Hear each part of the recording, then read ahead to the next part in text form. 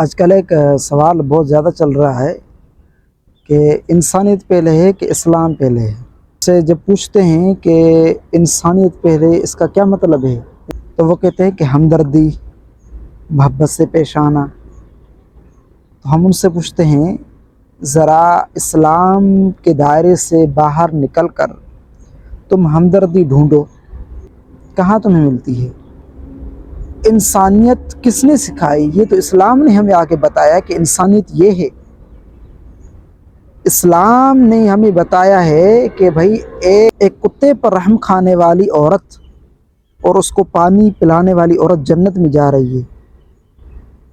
تو انسان تو بڑی اعلیٰ و بالا چیز ہے۔ قرآن حکیم میں اللہ تبارک و تعالیٰ سورہ مائدہ کے اندر ارشاد فرماتا ہے کہ جس شخص نے کسی انسان کا ناحق قتل کیا، جس شخص نے کسی انسان کا ناحق قتل کیا، گویا کہ اس نے پوری انسانیت کا قتل کیا۔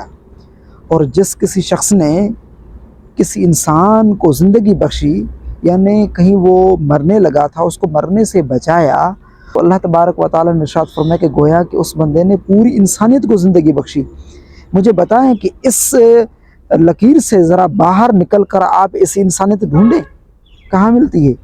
اگر آپ اپنی عقل کی انسانیت دکھاتے ہیں تو آپ کی عقل جناب ناقص ہے، کمزور ہے۔ انسانیت سے ہمدردی آپ اتنی ہمیں زیادہ نہیں سمجھا سکتے جتنی زیادہ قرآن ہمیں سکھاتا ہے، اللہ رسول کا فرمان ہمیں سمجھاتا ہے۔